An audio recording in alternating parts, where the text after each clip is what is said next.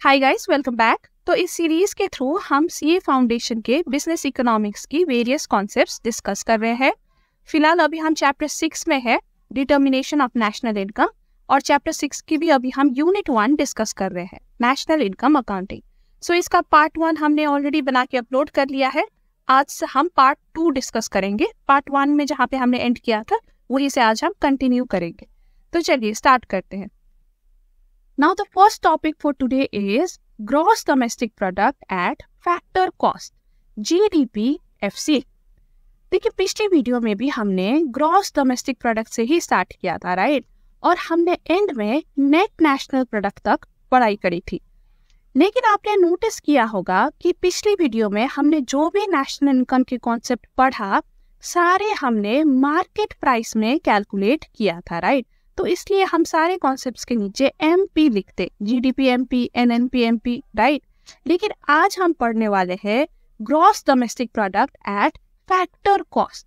तो ये factor cost आखिर है क्या?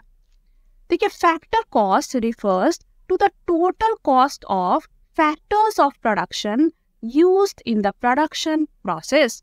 Factors of production include labour, capital, land and entrepreneurship. देखिए, आपने तो फैक्टर्स ऑफ प्रोडक्शन पढ़ रखा है already, right? Factors of production वो चीज है जो प्रोड्यूसर्स यूज करते हैं to produce goods and services, और मेन फैक्टर्स ऑफ प्रोडक्शन है आपका labour, capital, land and entrepreneurship. अब जब भी प्रोड्यूसर ये फैक्टर्स ऑफ प्रोडक्शन यूज करता है तो उसे कुछ ना कुछ पे करना पड़ता है to use these factors, right?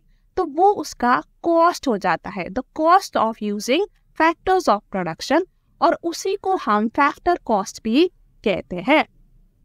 तो फैक्टर कॉस्ट में क्या क्या इंक्लूड होता है? देखिए, factor cost include wages and salaries.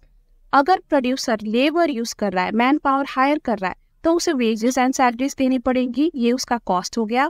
फिर उसे रेंट देनी पड़ेगी, जहाँ पे वो अपना फैक्ट्री स्टैब्लिश कर रहा है या बिजनेस स्टैब्लिश कर रहा है, उस जगह की उसे रेंट पे करनी पड़ती है। सिमिलरली, अगर उसने कैपिटल बोरो किया है तो उसे इंटरेस्ट पे करना पड़ेगा।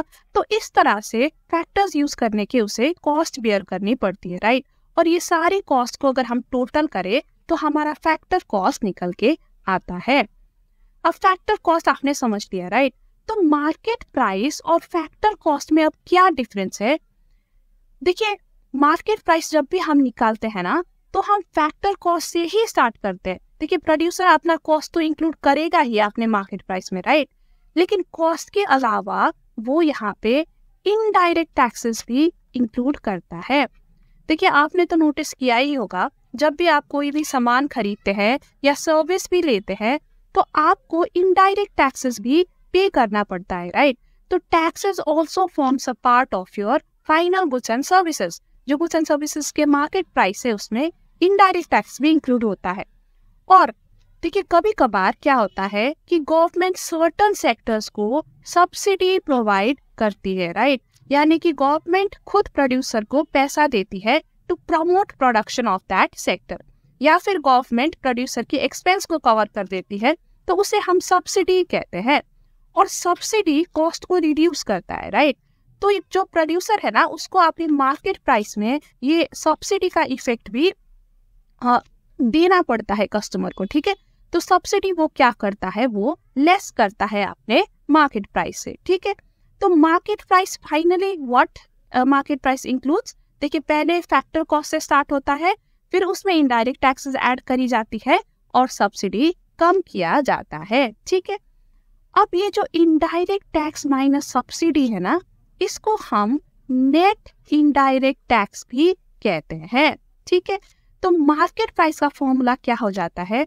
देखिए, हम लिख सकते हैं कि market price is equals two factor cost plus net indirect taxes. तो देखिए, market price and factor cost का डिफरेंस तो आपको पता चल गया, राइट? तो अब आप जीडीपी फैक्टर कॉस्ट में कैसे निकालोगे? देखिए, अगर आपको जीडीपी मार्केट प्राइस में दिया हुआ है तो आप सिंपली इसमें से नेट इनडायरेक्ट टैक्स को कम कर दो, लेस कर दो, तो आपका जीडीपी एट फैक्टर कॉस्ट आ जाता है, ठीक है? Very simple. चलिए, इसको ये फॉर्मूला भी एक बार हम देख लेते हैं। तो देखिए, आपका market price is equals two factor cost plus net indirect taxes, right?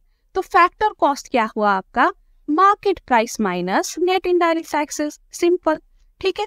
So gross domestic product GDP at factor cost is GDP at market prices minus net indirect taxes.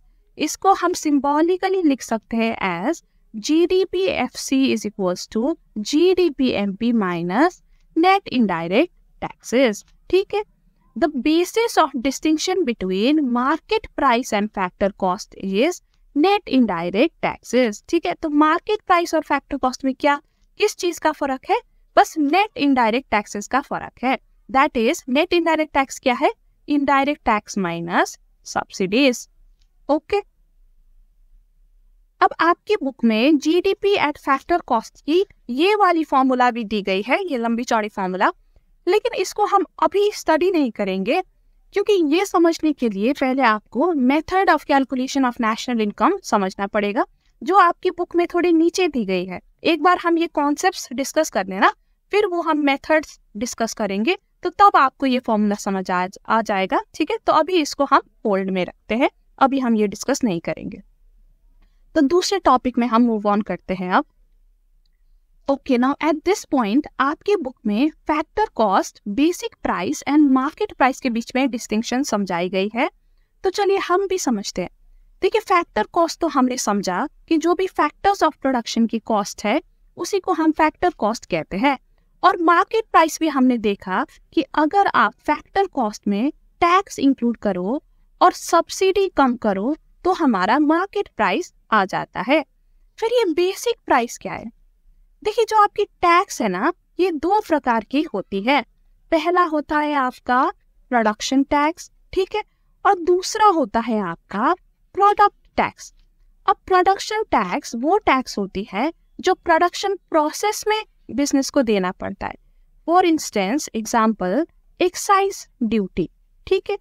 और प्रोडक्ट टैक्स वो tax होता है जो final product या final goods and services में लगती है, ठीक है, जैसे कि आपकी जीएसटी या फिर goods and service tax.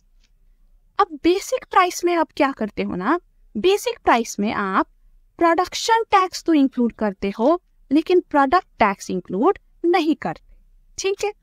Similarly अगर हम सब्सिडी की बात करें तो सब्सिडी भी दो प्रकार की होती है, production subsidy and product subsidy.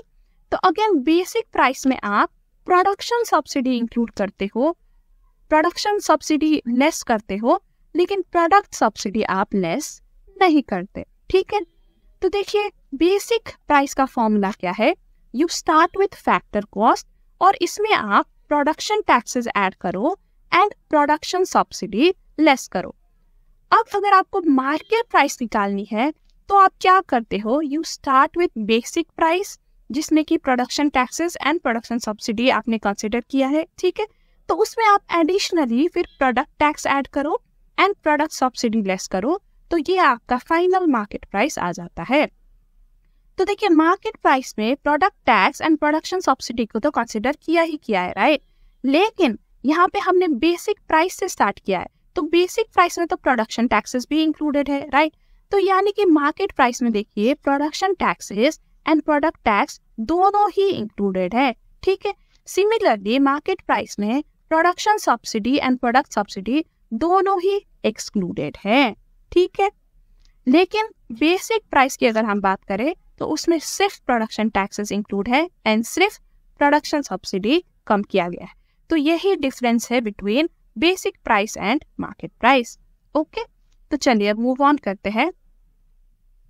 Okay, now the next topic is net domestic product at factor cost, NDPFC। देखिए अभी अभी हमने gross domestic product at factor cost देखा, राइट। अब अगर हमें ग्रॉस को नेट में चेंज करना है तो हमें सिंपली क्या करना पड़ेगा, सिंपली हमें डेप्रिसिएशन कम करना पड़ेगा। ये हमने कल के वीडियो में ही पढ़ा था, राइट।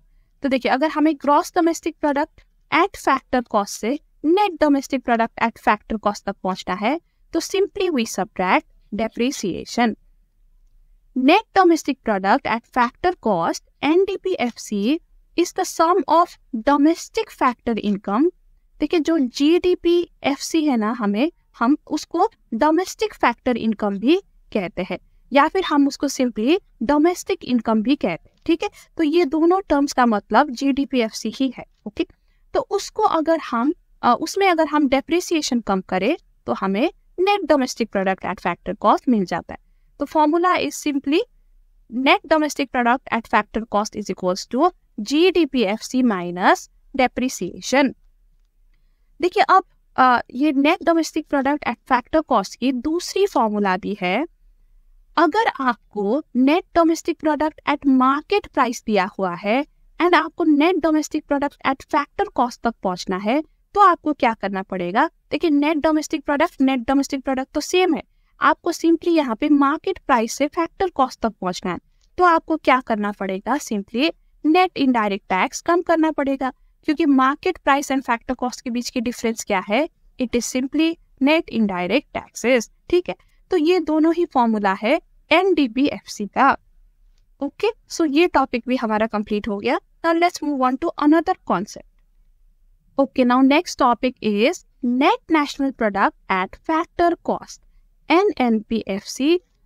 इसी को हम नेशनल इनकम भी कहते हैं एक्चुअल में, ठीक है। तो देखिए अभी अभी हमने क्या पढ़ा था, हमने net domestic product at factor cost पढ़ा था। अब हमें क्या चाहिए, net national product at factor cost चाहिए, राइट। तो हमें सिंपली यहाँ पे क्या करना है, डोमेस्टिक से नेशनल में चेंज करना है, राइट। बाकी सब तो हमारा सेम ही है। तो डोमेस्टिक से नेशनल में कैसे चेंज होता है, सिंपली आपको net factor income from abroad add करना है, राइट। क्योंकि डोमेस्टिक का मतलब होता है कि सिर्फ आपकी कंट्री के टेरिटरी बॉर्डर के विद इन क्या प्रोड्यूस हुआ, चाहे वो आपके नेशनल ने प्रोड्यूस किया हो या फॉरेन ने प्रोड्यूस किया हो, राइट। लेकिन नेशनल इनकम क्या होता है कि आपके देश के नेशनल ने क्या प्रोड्यूस किया, not only in your country but also in abroad, ठीक है। तो डोमेस्टिक से नेशनल में पहुंचने के लिए आपको क्या करना पड़ेगा, जो अब्रॉड का इनकम है, net factor income from abroad, वो भी आपको ऐड करना पड़ेगा। तो देखिए NNPFC is simply factor income earned in domestic territory, यानी कि NDPFC plus net factor income from abroad, ठीक है। इजी था कोई इसमें, देखिए ये चैप्टर ना क्या है कि इसमें बहुत सारे कॉन्सेप्ट्स है, लेकिन कॉन्सेप्ट्स मुश्किल नहीं है, ठीक है। Okay, national income is the value of factor income generated with in the country plus factor income from abroad in an accounting year, ठीक है। जो factor income generated with in the country है वो आपका simply net domestic product at factor cost है, ठीक है। और जो फैक्टर इनकम जो आप अब्रॉड से निकालते हो that would be your NFIA। अब if NFIA is positive then national income will be greater than domestic factor income. Obviously अगर NFIA आपका पॉजिटिव है so NNPFC would be greater than FID या फिर it would be greater than NDPFC, है ना। और अगर ये नेगेटिव है तो फिर कम हो जाएगा। तो ये तो हमने कल की वीडियो में भी ऐसा ही कुछ पढ़ा था, राइट। सिमिलर कॉन्सेप्ट हमने डिस्कस किया था। तो नेट नेशनल प्रोडक्ट या नेशनल इनकम भी आपका यहाँ पे खत्म हो जाता है। Okay, now let's talk about the पर कैपिटा इनकम। देखिए पर कैपिटा इनकम क्या है, सिंपली जो आपकी कंट्री की GDP है, अगर आप उसको अपने पॉपुलेशन से डिवाइड कर दोगे तो आपके पास क्या निकलेगा कि पर पर्सन कितना इनकम है, कितना GDP है, तो वही आपका पर कैपिटा इनकम है। देखिए द GDP पर कैपिटा या पर capita income is a measure of a country's economic output per person. It is obtained by dividing the country's gross domestic product adjusted by inflation by the total population. GDP को आपको total population से divide करनी है तो पर capita income निकल आएगा। देखिए क्यों निकालना है per capita income, because it serves as an indicator of the standard of living of a country. 4% कितना कमा रहा है, राइट, उसकी परचेजिंग पावर कितनी है, तो वो जब हमें पता चलता है तो हमें कंट्री की स्टैंडर्ड ऑफ लिविंग पता चलता है। तो इसी के लिए हम पर कैपिटा इनकम निकालते हैं, ठीक है। तो ये टॉपिक भी खत्म हो गया। Now let's move on to the next concept. Okay, now the next topic we will be studying is personal income. देखिए ये टॉपिक काफी ज्यादा इम्पोर्टेंट है from the exam point of view. बहुत हाई चांसेस है कि इससे एक ना एक सवाल पूछी जाए। तो बहुत केयरफुली अब आप सुनना इस टॉपिक को, ठीक है। देखिए अभी अभी हमने नेशनल इनकम पढ़ा था, अब हम पर्सनल इनकम पढ़ रहे हैं, तो दोनों में फर्क क्या है? देखिए नेशनल इनकम बेसिकली वो इनकम है जो देश की जनता अर्न करती है, कमाती है by using factors of production, और पर्सनल इनकम वो इनकम है जो देश की जनता रिसीव करती है। देखिए अब जो इनकम आप रिसीव करो it is not necessarily equal to जो इनकम आप अर्न करो। कभी कभार क्या होता है ना, आप कुछ इनकम अर्न करते हो लेकिन आप रिसीव नहीं करते। फॉर इंस्टेंस मान लीजिए आपने किसी कंपनी के शेयर में इन्वेस्ट किया है, अब वो कंपनी ने प्रॉफिट कमाई, लेकिन उसने सोचा कि हम शेयर होल्डर्स को प्रॉफिट डिस्ट्रीब्यूट नहीं करेंगे, हम रिटेन करेंगे। तो जो वो प्रॉफिट था देखिए वो आपने अर्न किया है लेकिन आपको वो डिस्ट्रीब्यूट नहीं हुआ, तो आपने रिसीव नहीं किया, तो आपका income received and income earn यहाँ पे डिफरेंट हो गया, राइट। सिमिलरली कभी कभार आप वो इनकम भी रिसीव कर लेते हो जो आपने अर्न नहीं किया होता। For instance social security benefits, देखिए गवर्नमेंट आपको सर्टेन बेनिफिट्स देती है जैसे कि ओल्ड एज पेंशन, राइट। अब ओल्ड एज में आप काम पे तो नहीं जाते, आप घर पे ही बैठे हो, लेकिन still you are receiving income, तो वो आपने अर्न नहीं किया लेकिन स्टिल आपने रिसीव किया। अब कई कंट्रीज अनएम्प्लॉयमेंट बेनिफिट्स भी देती है अपने जनता को, राइट। तो आप अगेन आप अर्न नहीं कर रहे हो कुछ भी लेकिन आप रिसीव कर रहे हो। तो देखिए कैसे income received and income earn में फर्क होता है ना। तो जो इनकम आपने अर्न किया वो आपका नेशनल इनकम हो जाता है, एक कंट्री का नेशनल इनकम हो जाता है जो कंट्री की जनता ने अर्न किया, राइट। लेकिन पर्सनल इनकम वो होता है जो आपने इंडिविजुअली रिसीव किया, वो आपका पर्सनल इनकम होता है, ठीक है। तो चलिए इसी को अब थ्योरी में हम समझ लेते हैं। Let me erase this. Okay, so while national income is income earned by factors of production, personal income is the income received by the household sectors including non profit institutions serving household. देखिए household sector जो भी receive करती है, household sector plus non profit institution जो household को serve कर रही है, ठीक है।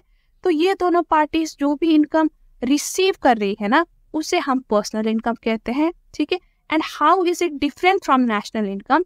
National income is what you have earned and personal income is what you have received, ठीक है। सो पर्सनल इनकम हम निकालते कैसे है? देखिए हम नेशनल इनकम से ही स्टार्ट करते हैं और फिर उसमें हम क्या ऐड करते हैं, हम वो इनकम ऐड करते हैं जो हमने रिसीव तो किया लेकिन हमने अर्न नहीं किया, क्योंकि जो हमने अर्न नहीं किया वो तो नेशनल इनकम में इंक्लूडेड नहीं होगा, राइट। तो हमें ये अलग से ऐड करना पड़ेगा और इससे हम सब्ट्रैक्ट करते हैं जो इनकम हमने अर्न किया लेकिन रिसीव नहीं किया, क्योंकि जो अर्न किया वो नेशनल इनकम में इंक्लूडेड होगा, राइट। लेकिन हमने ये रिसीव नहीं किया तो ये पर्सनल इनकम में इंक्लूड नहीं होना चाहिए, तो इसलिए हम इसे लेस करते हैं। तो ये आपका मेन फॉर्मूला है पर्सनल इनकम निकालने का।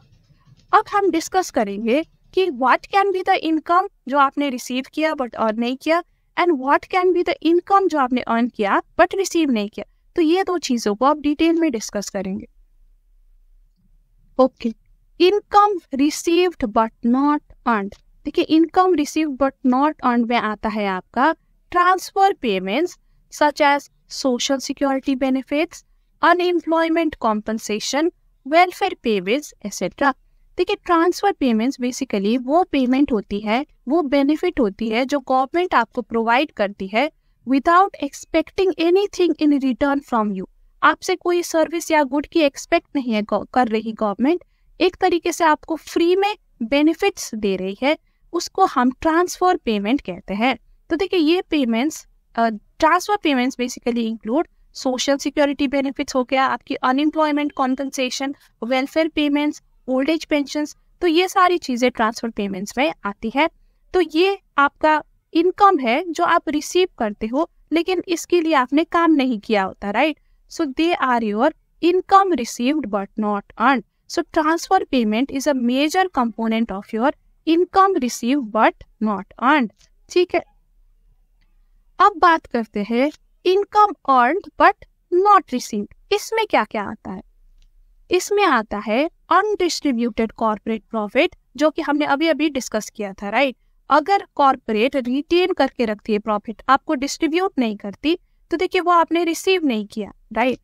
आपने अर्न तो किया एज अ शेयर होल्डर, लेकिन आपने रिसीव नहीं किया। Similarly contribution of employers to social security, जैसे कि पीएफ की हम एग्जांपल लेते हैं। देखिए आपके एम्प्लॉयर भी पीएफ में कंट्रीब्यूट करते हैं, राइट, लेकिन वो डायरेक्टली आपको नहीं मिलता, डायरेक्टली ये पीएफ के अकाउंट में ही वो जमा करते हैं। तो वो आपका सैलरी का पार्ट तो होता है, लेकिन आपको डायरेक्ट नहीं मिल रहा, आप रिसीव नहीं कर रहे, तो अर्न किया बट नॉट रिसीव, ठीक है। सिमिलरली रिटेन्ड अर्निंग, वही बात हो गई। फिर इनडायरेक्ट बिजनेस टैक्सेस, देखिए टैक्सेस आप इनकम से ही पे करते हो, राइट। कोई भी बिजनेस उसके इनकम से ही टैक्स पे कर रहा है, तो टैक्सेस भी एक तरीके से इनकम, वही इनकम है जो आपने अर्न किया, लेकिन ये आपको नहीं मिल रहा, ये आपको गवर्नमेंट को देना पड़ रहा है। So it is also income earn but not received. Similarly corporate income taxes also, जो इनकम आपने अर्न किया उसमें से कुछ हिस्सा आपको गवर्नमेंट को देना पड़ रहा है, आप खुद नहीं रख पा रहे, तो ये आपको रिसीव नहीं हुआ, ठीक है। And contribution towards social security, एक एम्प्लॉय का खुद का कॉन्ट्रीब्यूशन, अगर वो खुद पीएफ या ऐसी जगह पे इन्वेस्ट कर रहा है सोशल सिक्योरिटी में, तो वो अपनी कमाई से कर रहा है, राइट। वो उसका इनकम अर्नड है, लेकिन वो रिसीव नहीं कर पा रहा, उसको सोशल सिक्योरिटी अकाउंट में जमा कराना पड़ रहा है। तो ये सारी चीजें आपके आती है income earned but not received में। अब देखिए एक और कंपोनेंट है जो आप पर्सनल इनकम में लेस करते हो, that is your net interest payment by house hold. देखिए ये क्या है, नेट इंटरेस्ट पेमेंट क्या है? House holds receive interest payment from firms and governments. They also make interest payments to firms and governments. देखिए अगर हाउस होल्ड ने कोई भी किसी को भी लोन दिया है, राइट, या फिर बॉन्ड में इन्वेस्ट किया है, या गवर्नमेंट सिक्योरिटीज जीसेक में इन्वेस्ट किया है, तो इन सब चीजों से उनको इंटरेस्ट पेमेंट रिसीव होता है, राइट। सिमिलरली अगर हाउस होल्ड ने लोन लिया है किसी से, या फिर उन्होंने वो क्रेडिट कार्ड यूज करते हैं, राइट, या फिर उन्होंने मॉर्टगेज लिया है, तो उनको इंटरेस्ट पे करना पड़ता है फर्म्स को जिनसे उन्होंने लिया है। अगर गवर्नमेंट से लिया है तो गवर्नमेंट को पे करना पड़ता है। तो ये इंटरेस्ट जो पेमेंट है माइनस जो इंटरेस्ट रिसीव करोगे, तो आपका क्या आएगा, आपका नेट इंटरेस्ट पेड आपका आ जाएगा, राइट। तो ये भी हम पर्सनल इनकम से सब्ट्रैक्ट करते हैं, ठीक है। तो ये 3 चीजें हो गई। अब चलिए अब पर्सनल इनकम का एक डिटेल्ड फॉर्मूला हम देख लेते हैं। तो जो बेसिक फॉर्मूला है ना पर्सनल इनकम का, वो तो सेम ही रहेगा। देखिए हमने नेशनल इनकम से स्टार्ट किया, फिर income received but not earn add कर दिया, और income earn but not receive less कर दिया। अब इसी को हम एक्सपैंड करते हैं। देखिए नेशनल इनकम हमने एज इट इज लिया हुआ है। अब income received but not earn में क्या आता है, उसमें आपका आता है ट्रांसफर पेमेंट्स, राइट। तो हमने यहाँ पे लिया transfer payments to the household from firms and government, ठीक है। और अब हमें क्या डिडक्ट करना है, हमें income earn but not receive deduct करना है। तो उसमें मेजर कंपोनेंट्स क्या क्या है, देखिए income earn but not receive में मेजर कंपोनेंट्स है आपका undistributed profits and corporate tax. तो ये दोनों हमने कम कर दिया, और फिर हमने कहा था कि नेट इंटरेस्ट पेमेंट जो है वो भी हम लेस करते। तो देखिए ये तीनों चीजें हमने लेस कर दिया एंड ट्रांसफर पेमेंट हमने ऐड कर दिया। तो ये आपका डिटेल्ड फॉर्मूला हो गया पर्सनल इनकम का। अब इससे ना काफी सारे सवाल पूछी जाती है, एमसीक्यूज पूछी जाती है एग्जाम में। और किस तरह की एमसीक्यूज पूछी जाती है मैं आपको बताती हूँ। देखिए एमसीक्यू इस तरह की आती है कि what should be added to national income to get personal income, और ऑप्शन आपको दी जाती है transfer payment, undistributed profit, corporate tax या फिर नन। तो ऐड आपको क्या करना है, ऐड आपको ट्रांसफर पेमेंट करना है, right. So transfer payment would be your answer. Similarly आपसे पूछी जा सकती है कि नेशनल इनकम से क्या आपको डिडक्ट करनी चाहिए to come to personal income, फिर आपको ऑप्शन दी जाएंगी transfer payment, undistributed profit and C&D blah blah, ठीक है। तो अब आपको डिडक्ट क्या करना है, आपको अनडिस्ट्रीब्यूटेड प्रॉफिट डिडक्ट करना है, राइट। तो यहाँ पे आपको इस फॉर्मूला में आपको पता होनी चाहिए कि क्या ऐड करना है, क्या डिडक्ट करना है, ठीक है, क्योंकि इसी से आपको एमसीक्यूज पूछी जाती है। Okay, now an important point two remember is that national income is not the sum of personal income because personal income includes transfer payment, example pension, which are excluded from national income। देखिए इसका क्या meaning है कि हमें लग सकता है कि देखिए पर्सनल इनकम जो है, जो ईच हाउस होल्ड जो रिसीव करता है वो पर्सनल इनकम है, ठीक है। अब कई लोगों को लगता है कि अगर हम देश के सारे हाउस होल्ड्स का पर्सनल इनकम ऐड कर दे तो क्या हमें नेशनल इनकम मिलेगा? नहीं, एक्चुअली ये मैथ्स यहाँ पे काम नहीं करती, क्योंकि पर्सनल इनकम में जो आप रिसीव करते हो वो ऐड होता है, राइट, लेकिन नेशनल इनकम में वही इंक्लूड होता है जो आप अर्न करते हो। और अभी अभी हमने देखा कि रिसीव एंड अर्न में बहुत फर्क होता है, तो इस तरह से आप इंडिविजुअली पर्सनल इनकम ऐड करके नेशनल इनकम तक नहीं पहुंच सकते, ये आपका गलत हो जाता है। ओके, सो यही ये पॉइंट कह रहा है। Similarly not all national income accrues to individual as their personal income।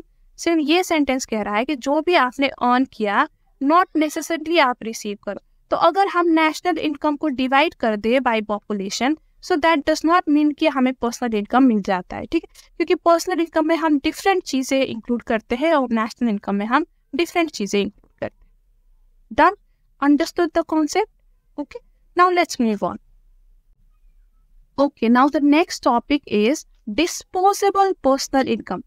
अभी अभी आपने पर्सनल इनकम पढ़ा, right. Personal income is what ever you receive. देखिए अब वॉट एवर यू रिसीव, उस पैसे में भी, उस इनकम में भी आप सारा इनकम फ्रीली खर्च नहीं कर पाते। कुछ इनकम का पोर्शन आपका ऐसा होता है कि आपको मैंडेटरी पेमेंट्स करनी पड़ती है। फॉर इंस्टेंस आपको मैंडेटरी इनकम टैक्स पे करना पड़ता है गवर्नमेंट को, राइट, या फिर मान लीजिए आपने कहीं पे इंश्योरेंस लिया है तो आपको इंश्योरेंस प्रीमियम भरना पड़ता है, वो आपका एक मैंडेटरी पेमेंट हो गया। सिमिलरली मान लीजिए आपने कहीं पे कुछ लाइसेंस ले रखा है, ठीक है, तो ये लाइसेंस की भी आपको मैंडेटरी फी पे करनी पड़ेगी। तो सर्टेन मैंडेटरी फी कटाने के बाद जो आपका इनकम बचता है ना, जिसको आप फ्रीली यूज कर सकते हो, फ्रीली डिस्पोज कर सकते हो एज यू विश, उसको हम डिस्पोजेबल पर्सनल इनकम कहते हैं, ठीक है। तो चलिए इसकी डेफिनेशन देख लेते हैं। देखिए, disposable personal income is a major of the amount of money in the hands of the individual that is available for the consumption और सेविंग, जो आपको कंजम्पशन और सेविंग के लिए फ्रीली अवेलेबल है after you meet your obligations. जो mandatory payment है वो करने के बाद जो आपके पास अवेलेबल है फॉर कंजम्पशन और सेविंग, उसको हम डिस्पोजेबल पर्सनल इनकम कहते हैं। देखिए, disposable personal income is derived from personal income by subtracting the direct taxes paid by individuals and other compulsory payments made to government, ठीक है। सो डिस्पोजेबल इनकम का formula क्या हुआ? You start with personal income, फिर इसमें आप personal income tax less कर दो और बाकी नॉन टैक्स पेमेंट, जैसे कि आपकी लाइसेंस की फीस हो गई, इंश्योरेंस प्रीमियम हो गई, ठीक है। तो इस तरह की जो आपकी मैंडेटरी पेमेंट्स है वो करने के बाद आपका डिस्पोजेबल पर्सनल इनकम आ जाएगा। देखिए, अब आप कहोगे कि इनकम टैक्स तो मैंने पर्सनल इनकम निकालते हुए भी अभी अभी पे किया था, कॉर्पोरेट टैक्स हमने डिडक्ट किया था वहां पे भी। देखिए, पर्सनल इनकम निकालते वक्त ना आपने corporate tax and business tax को डिडक्ट किया था, ठीक है, लेकिन आपने पर्सनल इनकम टैक्स को नहीं डिडक्ट किया था। पर्सनल इनकम टैक्स को हम डिस्पोजेबल इनकम निकालते हुए डिडक्ट करते हैं, ठीक है। सो डिस्पोजेबल इनकम के लिए हम पर्सनल इनकम लेते हैं, इसमें ऑलरेडी आपका जो कॉर्पोरेट टैक्स है वो डिडक्टेड है। अब इसमें फर्दर हम पर्सनल, एक इंसान का, ठीक है, पर्सनल जो इनकम टैक्स है वो फर्दर डिडक्ट करेंगे तो फिर हमारा डिस्पोजेबल इनकम आएगा। ओके ओके, अब आपकी बुक में ना कुछ डिस्पोजेबल पर्सनल इनकम के टाइप्स दी गई है। 2 टाइप्स आपको आपकी बुक में मेंशन करी गई है, लेकिन इतने डिटेल में बुक में एक्सप्लेन नहीं करी गई, बस मेंशन कर दिया गया कि these are some types of disposable income जो आपको पता होनी चाहिए। तो हम भी इसको ऊपर ऊपर से सरफेसली एक बार देख लेते हैं, कर्सरी ग्लांस दे लेते हैं कि ये है क्या। हमें बहुत डीप में जाने की इसमें की जरूरत नहीं है, लेकिन एक बार हम ओवरव्यू ले लेते हैं, ठीक है। First is your net national disposable income.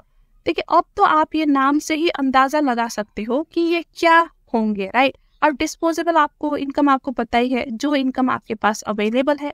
अब यहाँ पे नेशनल भी आ गया, तो इसका ये मतलब है कि देश के अंदर वाला जो आपका इनकम वो भी इंक्लूड है, और जो देश के बाहर, right, from rest of the world जो आता है इनकम, तो यहाँ पे वो भी इंक्लूड होगा। और नेट यहाँ पे लिखा हुआ है, तो इसका मतलब है कि यहाँ पे डेप्रिसिएशन कम होगा, राइट। तो देखिए अब फॉर्मूला आप देखिए यहाँ पे क्या है, नेट नेशनल इनकम। देखिए डेप्रिसिएशन घटा के ही पहले दिया हुआ है, सो नेट नेशनल इनकम से आपने ऐड कर स्टार्ट कर लिया, फिर आपने other net current transfers from rest of the world भी यहाँ पे ले लिया, ठीक है। या फिर इसके दूसरी फॉर्मूला भी है, देखिए net national income plus net taxes on income and wealth receivable from abroad plus net social contributions and benefits receivable from abroad. देखिए बाहर से इनकम एंड बाहर से ट्रांसफर पेमेंट्स दोनों को ही यहाँ पे डिस्पोजेबल इनकम पे इंक्लूड किया है, क्योंकि देखिए ऑब्वियसली ट्रांसफर पेमेंट्स भी आपका इंक्लूड होगा डिस्पोजेबल इनकम पे, क्योंकि पर्सनल इनकम में भी तो ट्रांसफर पेमेंट्स इंक्लूड होता है ना। सो डिस्पोजेबल इनकम जो है हम पर्सनल इनकम से ही स्टार्ट करते हैं, सो ऑब्वियसली जो सोशल कॉन्ट्रीब्यूशन एंड बेनिफिट्स है वो भी आपका यहाँ पे इंक्लूड होगा। देखिए अब आपको ये फॉर्मूला रट्टा मारने की जरूरत नहीं है, क्योंकि आपकी बुक में भी इसको ज्यादा ध्यान नहीं दिया गया इस टॉपिक पे, बस ये आपको इंट्रोड्यूस कराया गया कि ऐसे टर्म्स भी होते हैं करके, ठीक है। अब दूसरा है ग्रॉस नेशनल डिस्पोजेबल इनकम। अब ग्रॉस का तो आपको पता ही है, ग्रॉस मतलब यहाँ पे आपको डेप्रिसिएशन ऐड करना पड़ेगा, राइट। तो वही क्या होगा, देखिए नेट इससे स्टार्ट किया है, नेट नेशनल डिस्पोजेबल इनकम से स्टार्ट किया है, और उसमें CFC ऐड किया है। CFC का मतलब होता है कैपिटल कंजम्पशन, ठीक है। सो बेसिकली डेप्रिसिएशन ही हो गया, तो वो यहाँ पे ऐड कर दिया गया है। या फिर इस दूसरी तरीके से भी हम इसको रिप्रेजेंट कर सकते हैं, GNDI gross national disposable income is equals to gross national income, जिसमें ऑलरेडी डेप्रिसिएशन ऐड है, ठीक है, plus other net current transfers from the rest of the world. क्योंकि यहाँ पे नेशनल शब्द है, तो ऑब्वियसली देखिए नेशनल शब्द है, राइट, तो obviously rest of the world की रिसीप्ट्स भी यहाँ पे आ जाएगी। तो इसको बस आप कॉन्सेप्चुअली अंडरस्टैंड करो। मेरे ख्याल से आपको ये पोर्शन को रट्टा मारने की फॉर्मूला याद करने की जरूरत नहीं है, ओके। लेकिन आपसे ना ये डिस्पोजेबल पर्सनल इनकम के सवाल जरूर पूछते हैं, जो हमने प्रीवियस स्लाइड में देखी थी। डिस्पोजेबल पर्सनल इनकम क्या है, personal income minus personal income tax, उतना आपको पूछा जाता है। लेकिन इसके ये टाइप से आई डोंट थिंक सो आपको पूछी जाएगी, आई डोंट थिंक सो ये ज्यादा इंपॉर्टेंट है, ठीक है। Okay, now moving on to the last topic of the day, that is private income. देखिए अब इस टॉपिक से हमारी नेशनल इनकम की जो कॉन्सेप्ट है वो खत्म हो जाती है, फिर method of calculation of national income शुरू होता है, जो नेशनल इनकम मेजरमेंट है वो शुरू हो जाता है, राइट। तो वो अब हम पार्ट 3 में डिस्कस करेंगे, ओके। सो आज का last topic is private income. देखिए अभी तक हमने नेशनल इनकम पढ़ा है, राइट। नेशनल इनकम क्या है, जो नेशन ने कमाया है ना, नेशन के लोगों ने कमाया है, उसे हम नेशनल इनकम कहते हैं। अब नेशन में देखिए 2 तरह के सेक्टर्स होते हैं, एक आपका पब्लिक सेक्टर, एक आपका प्राइवेट सेक्टर, राइट। तो प्राइवेट इनकम क्या होगा, वो इनकम जो प्राइवेट सेक्टर ने कमाया है वो आपका private income, the income that accrues to the private sector, ठीक है, उसी को हम प्राइवेट इनकम कहते हैं। सो वेरी सिंपल कॉन्सेप्ट है ये। देखिए private income is a major of the income, both factor income and transfer income, which accrues to private sectors from all sources within and outside the country। अब ये definition में याद रखने वाली 2 चीजें हैं। प्राइवेट इनकम में फैक्टर इनकम भी इंक्लूड होता है, यानी कि इनकम जो आपने अर्न किया यूजिंग फैक्टर ऑफ प्रोडक्शन, जो प्राइवेट सेक्टर ने अर्न किया using factors of production, and जो प्राइवेट सेक्टर को रिसीव हुआ है एज ट्रांसफर पेमेंट्स, ये उन्होंने अर्न नहीं किया है, ये उन्होंने रिसीव किया है, ठीक है। Which accrues to private sector from all sources within and outside the country. तो जो उन्होंने देश के अंदर कमाया वो भी इंक्लूडेड है, और जो प्राइवेट सेक्टर ने देश के बाहर कमाया वो भी प्राइवेट इनकम में इंक्लूडेड है, ठीक है। तो अब इसके बेसिस में आपका फॉर्मूला जो है प्राइवेट इनकम का वो इस तरह का निकल आता है।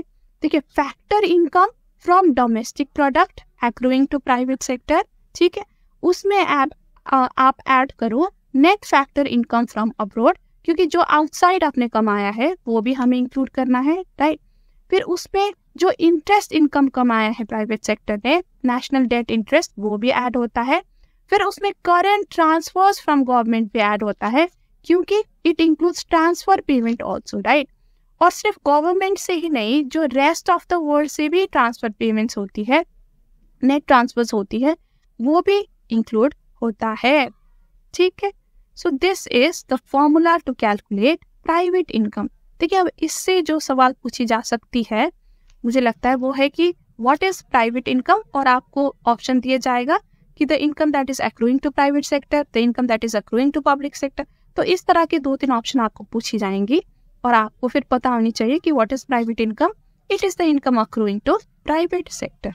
Okay, so with this we come to the end of today's discussion. Now in the end I'd like to announce कि हमने बिजनेस इकोनॉमिक्स के लिए मॉक टेस्ट लॉन्च किया है अपने वेबसाइट में, जहाँ पे आपको 2 sets of mock test practice करने को मिलेगा।